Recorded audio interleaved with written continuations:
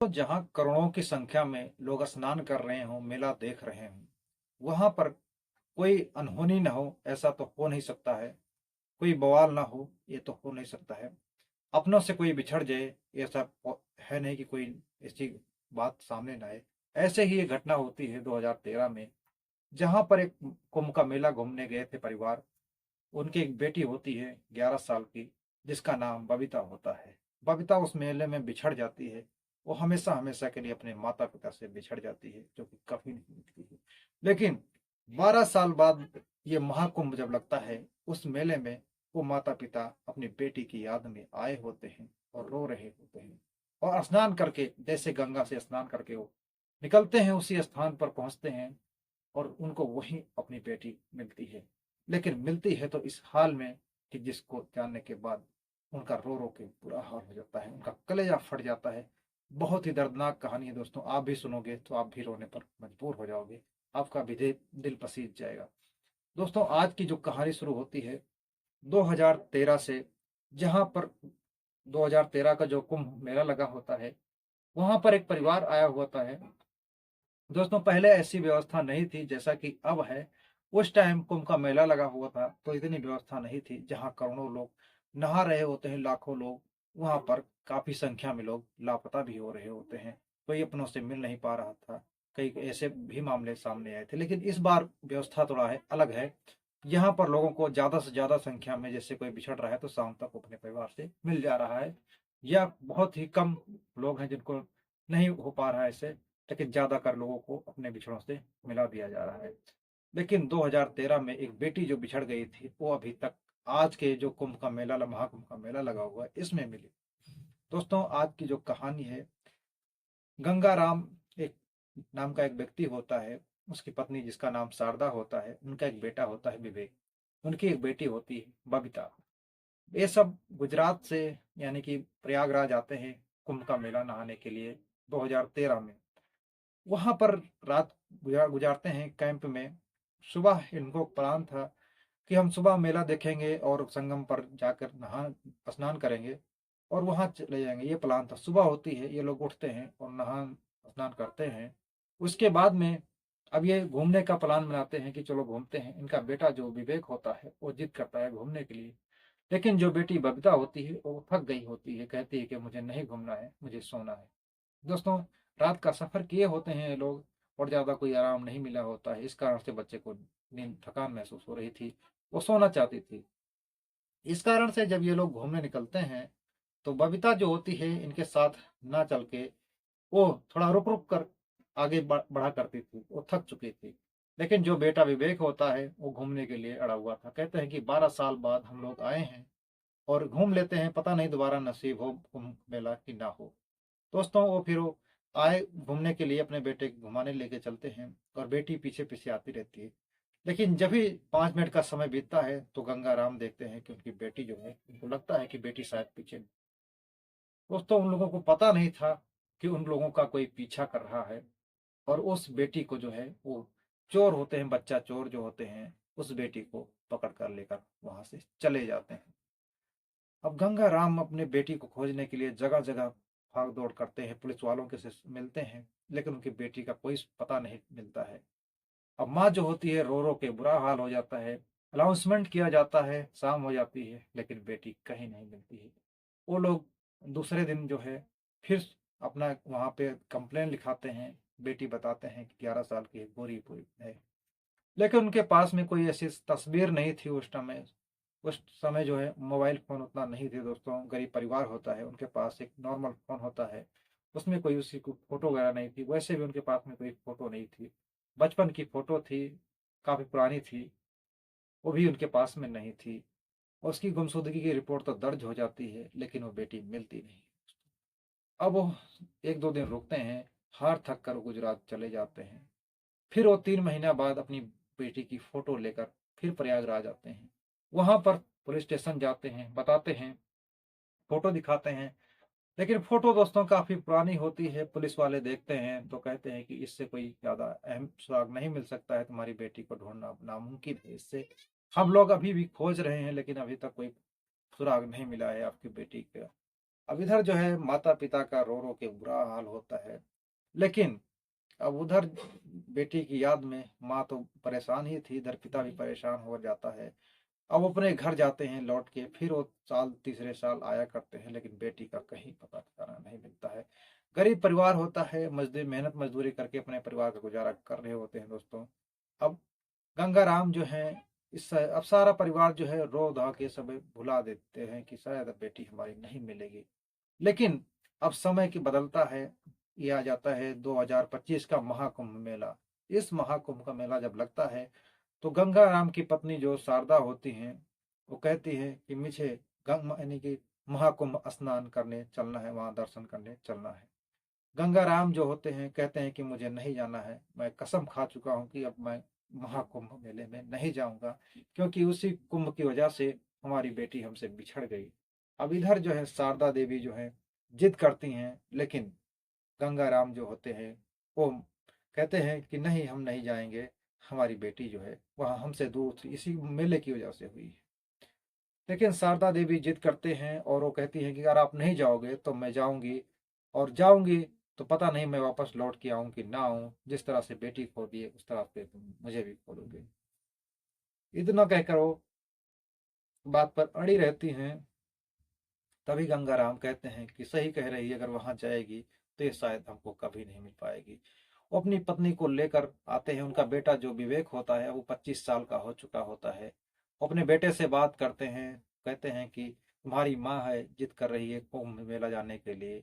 और तो बेटा जो होता है वो बड़ा हो चुका था, तो कभी कहीं किसी शहर में काम करता था, तो कभी किस टाइम अभी वो मुंबई में था, तो वहां से फोन पे बात होती है और कहता है कि आप लोग चले जाइए, हम पैसा वगैरह भेज देंगे। पैसा वगैरह भेज देता है। ये दोनों वहाँ महाकुंभ आते हैं स्नान वगैरह करने के लिए।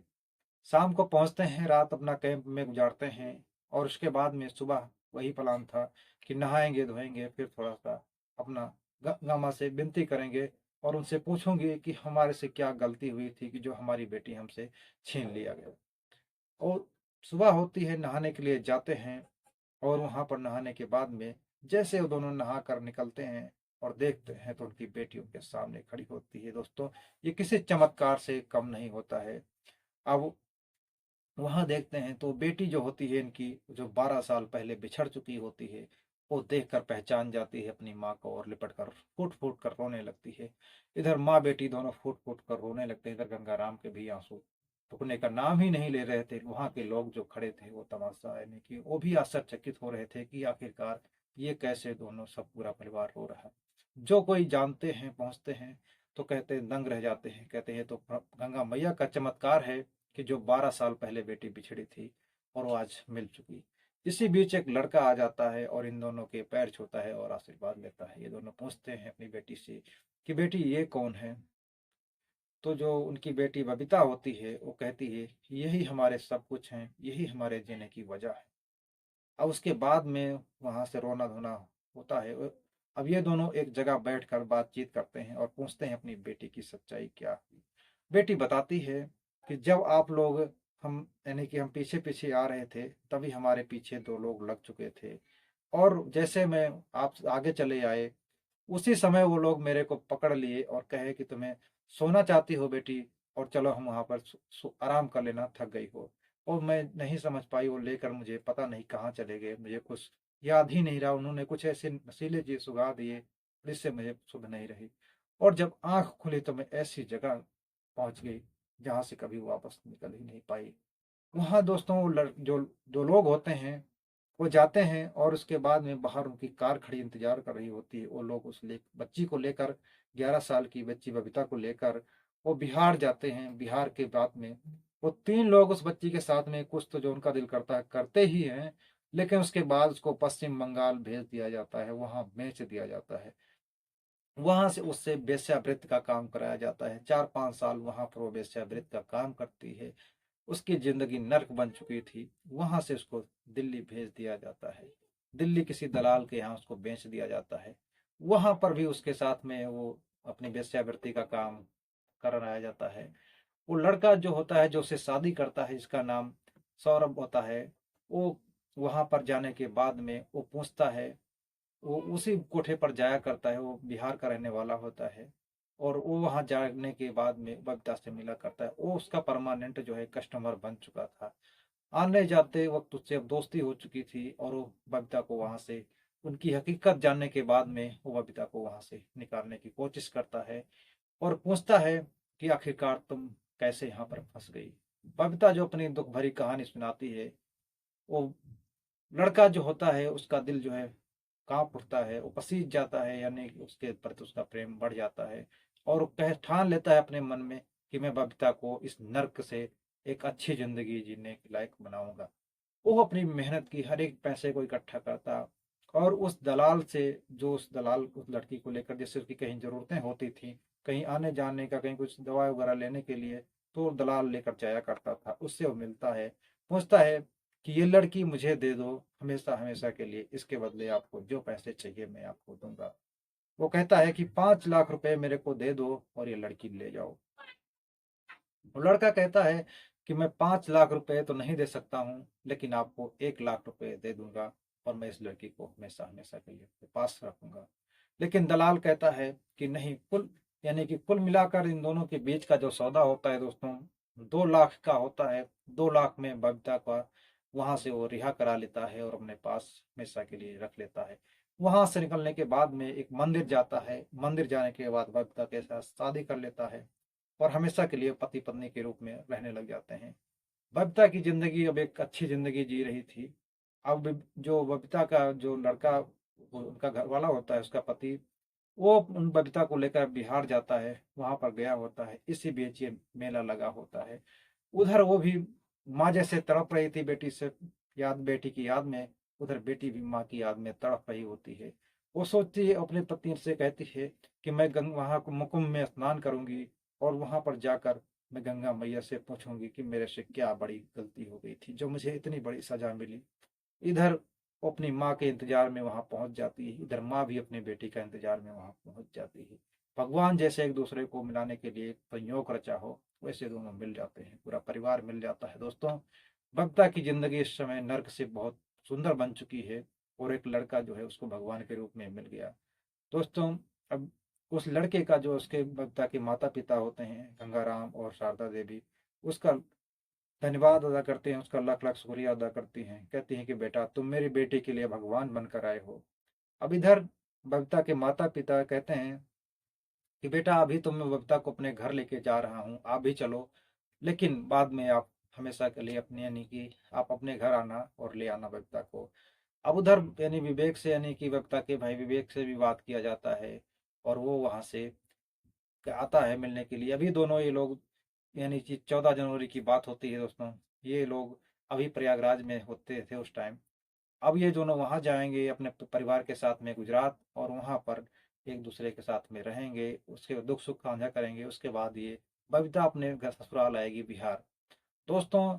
उसके बाद में बबीता पहले भी चाहती थी, यानी कि वो विवेक जो होता है, उसने बबीता का जो पति होता है वो लड़का, वो कहता था कि अगर तुम चलो तो मैं तुम्हारे घर माता पिता से मिला कर ले आता हूँ। लेकिन बबीता जो होती है लोक लाज के चलते वो कहती है कि मैं अब उस लायक नहीं हूँ कि मैं अपने माता पिता के यहाँ जा सकूँ, मेरी जिंदगी नर्क बन चुकी थी। वो लड़का बार लाख समझाने की कोशिश करता है कि इसमें तुम्हारा क्या कसूर था और तुम क्यों अपने आप को दोस्त मान रही हो, दोस्ती तो किस्मत थी जो तुम्हारे साथ में ऐसा खेल खेला। तो वो फिर नहीं जाती है। अब वो जाने के लिए मना करती है, लेकिन माता पिता उसको अपने घर ले जाते हैं। अब इधर जो है, इस तरह से एक संयोग बनता है दोस्तों। यह घटनाक्रम जो है एक बहुत बड़ी सीख दे के जाता है कि किसी भी भीड़ भाड़ एरिया में जाएं या रेल, यानी कहीं भी जाएं रास्ता स्नान करने के लिए, तो अपना और अपनों का ख्याल रखें, अपने बच्चों का ख्याल रखें। इस तरह से जो है, कैसे लोग वहां पर बच्चा चोर घूम रहे होते हैं और कब किसके हाथ बच्चा लग जाए, और किस तरह से, जिस तरह से इस बबीता के साथ में हुआ, ऐसे न जाने कितने लोगों के साथ में ऐसा हुआ। अभी इसी कुंभ मेले में एक लड़की जो है बाबा के हाथ से बची, और दोस्तों ऐसे ऐसे न जाने कितने अपने से बिछड़ रहे हैं दोस्तों। ये घटनाक्रम बहुत ही दर्दनाक घटना हुई, लेकिन अब किस्मत का खेल समझ लो या ऊपर वाले की कृपा कि बबीता अपने माता पिता से मिल जाती है और वो अपनी जिंदगी जो खुशी खुशी बिता रही है। लेकिन दोस्तों जो भी हुआ बबीता के साथ में बहुत ही गलत हुआ। दोस्तों मिलते हैं और एक सच्ची घटना के साथ, तब तक के लिए जय हिंद दोस्तों। दोस्तों, इस कहानी के बारे में आपकी क्या राय है? अपनी राय कमेंट बॉक्स में जरूर लिखना दोस्तों।